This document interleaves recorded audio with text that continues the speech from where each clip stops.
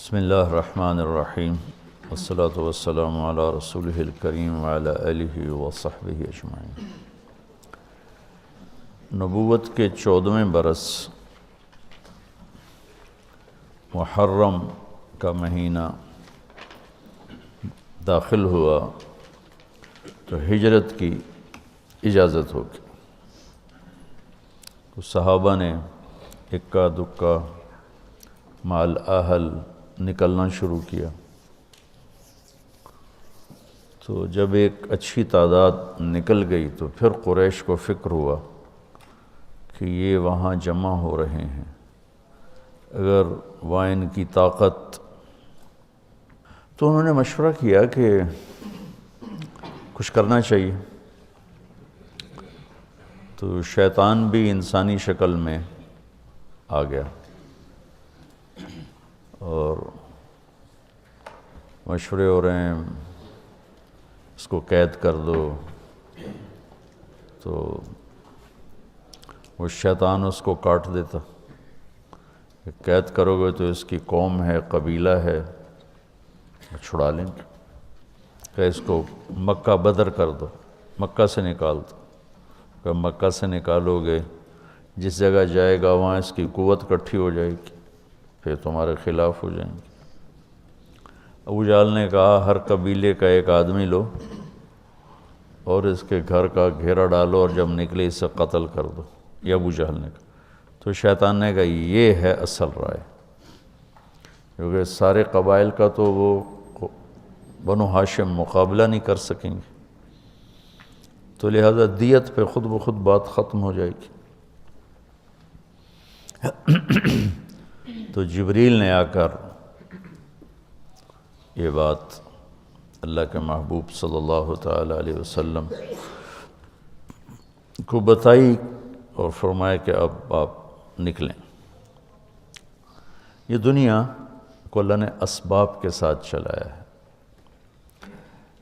اتنے بڑے محبوب ہستی کو بھی اس کا پابند بنایا۔ براق تو اظہار قدرت تھا، اظہار ہیبت، طاقت، اس نے ایک پل میں اٹھا کے اور بیت المقدس پہنچا دیا، وہاں سے آگے براق بھی نہیں گیا، کن فیکون کے ساتھ ہی گئے۔ تو لیکن چونکہ وہ سارا معجزہ تھا تو اس میں امت کے لیے کوئی قدوہ نہیں ہے، کوئی اتباع نہیں ہے۔ معجزات میں تو کیا اتباع ہے، تو اللہ اپنے حبیب پر اپنی رحمت قدرت کو دکھاتا ہے کہ یہ میرے ہیں، میں ان کے ساتھ ہوں۔ لیکن عروج و زوال تو ساتھ ساتھ چلے گا۔ الحرب سجال بیننا، احد کے موقع پر آپ نے کہا تھا ینالون منا وننال منہم، یہ جنگ حق و باطل میں چلتی رہے گی، کبھی وہ جیتیں گے کبھی ہم جیتیں گے۔ عروج میں کیا کرنا ہے اس کے بھی اصول سیرت سے ملتے ہیں، جب زوال ہو پھر کیا کرنا ہے اس کے بھی اصول سیرت سے ملتے ہیں۔ زوال کے دور میں عروج کے جب اصول اپنائیں گے تو مار کھائیں گے، جو پچھلے 200 سال سے ہو رہا ہے کہ تسلیم کرنے پہ تیار نہیں کہ ہم شکست خوردہ ہیں، زوال شدہ ہیں، اخلاقی پستی مادی اسباب سے بھی زیادہ امت کے اندر پیدا ہو چکی۔ تو وہ بدر میں 313 تھے تو آج 313 بھی نہیں ہیں، اور اتنوں نے یہ کر دیا اتنوں نے وہ کر دیا، تو وہ تطبیق غلط ہو رہی ہے۔ اللہ تعالیٰ نے مدینہ میں جا کر اسلام کو عزت بخش، قوت بخش، لہٰذا آپ نے اقدام کیا۔ اور مکے میں قوت نہیں تھی، وجاہت نہیں تھی، اور خوف کا عالم تھا، اور علی جیسی اسد اللہ الغالب جن کو ٹائٹل دیا گیا اسد اللہ۔ ابو ذر رضی اللہ تعالیٰ عنہ جب آئے مکہ میں اجنبی بن کے، تو رات کو حضرت علی ان کو اپنے گھر لے گئے، کھانا کھلایا، آرام کرایا، پوچھا نہیں کون ہو، کیسے آئے۔ اگلے دن پھر دیکھا حرم میں تنہا بیٹھے ہیں، وہ پھر ان کو لے گئے۔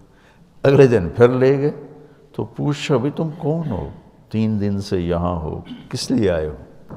تو انہوں نے بتایا کہ میں تو وہ اس نبی کے بارے میں آیا ہوں۔ تو اتنی بڑی ہستی خیبر کا دروازہ اکھاڑ کے یوں پھینک دیا۔ فرماتے ہیں میں صبح تمہیں لے جاؤں گا ان کے پاس، اگر راستے میں کوئی خطرہ ہوا تو میں جوتا ٹھیک کرنے کے بہانے بیٹھ جاؤں گا، تم کھسک جانا۔ جب ضعف ہو تو کیا کرنا ہے وہ یہ ہے۔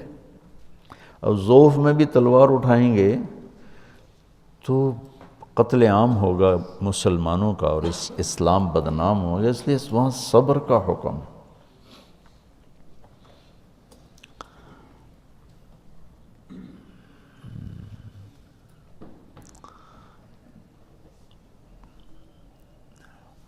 عز الدین بن عبد السلام بن عز الدین بن سلام، صرف بن سلام ہے؟ ہاں، سلطان العلماء انہیں کہا جاتا ہے۔ مصر میں تھے، شافعی تھے، رکن الدین بیبرس کے دور میں۔ انہیں سب سے پہلے ان کی کتاب ہے بہت عالی شان، تو انہوں نے، اللہ کرے یاد آ جائے اس کا نام، بہت خوبصورت انداز میں یہ بات سمجھائی ہے اس میں۔ انہوں نے نام یاد آ گیا تو بتا دوں گا، پڑھنا بہت اچھی کتاب ہے۔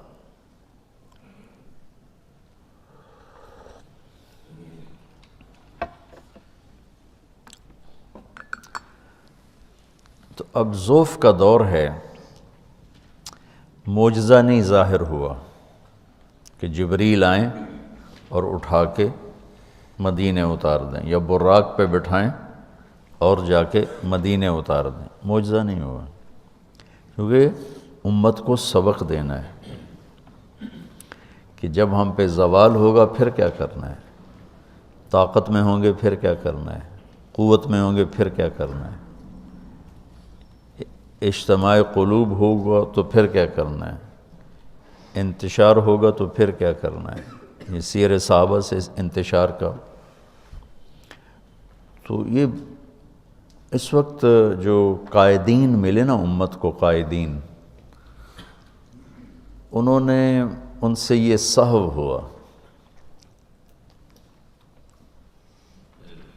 کہ امت کو امت بنانے کی بجائے نا، چونکہ 200 سال پہلے مغرب کا غلبہ ہو گیا، اس سے پہلے اس غلبہ اسلام تھا، تو جتنی تحریکیں چلتی تھیں وہ اصلاح نفس، اصلاح اخلاق، اصلاح احوال کی چلتی تھیں، جو علماء یا صوفیہ جو کوشش فرماتے تھے۔ لیکن جب باطل کا غلبہ ہوا 200 سال پہلے، تو ایک رد عمل کی نفسیات پیدا ہوئی، تو باطل کا قبضہ ہو گیا ہے، ان کو نکالو۔ چونکہ تقریباً تمام اسلامی بلاک جتنے تھے سب پر England, France, Holland, Portugal, Spain یہ قابض تھے۔ تو اس میں رد عمل میں چلی گئے ہماری جو تھی قائد جماعت، جو تھی نا قائدین جماعت، وہ رد عمل میں چلے گئے۔ اس رد عمل میں امت کی تربیت اور اصلاح کا کام پیچھے چلا گیا، اور باطل سے ٹکرانا وہ پہلے آ گیا، بغیر صفات کے اور بغیر تیاری کے۔ تو ہر جگہ شکست ہوئی، ہر جگہ بہت بری طرح پٹنا پڑا۔ جو سبب تھا اسے نہیں دور کیا، جس وجہ سے زوال آیا، وہ تھا دین سے دوری، اخلاقی پستی، یہ اس کا سبب تھا۔ اس کے ازالے کی بجائے ان سے ٹکرانا شروع کر دیا تو ہر جگہ ناکامی ہوئی۔ پھر جو یہ باطل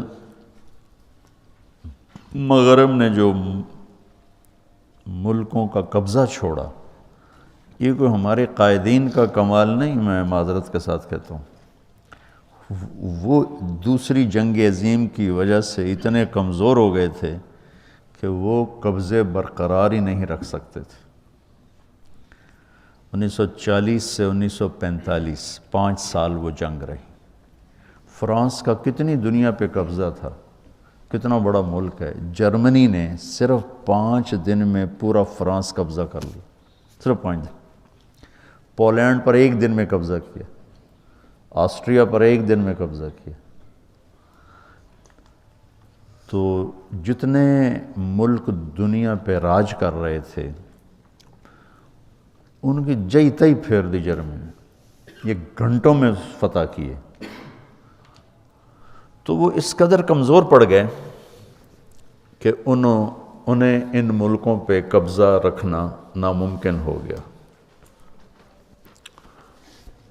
تو وہ چھوڑنے پر مجبور تھے، تحریکوں نے باعزت چھڑوا دیا کہ بھائی چلو بھائی آپ کا مطالبہ بہت زیادہ ہو رہا ہے تو ہم جا رہے ہیں۔ یہ بات کبھی بھی نہ جاتے، کون چھوڑتا ہے اپنی مقبوضہ جات چیزوں کو، کون چھوڑتا، اس قابل نہیں رہے تھے۔ لندن کھنڈر بن گیا، پیرس کھنڈر بن گیا، ہالینڈ کھنڈر بن گیا، جرمنی نے تباہی پھیر دی۔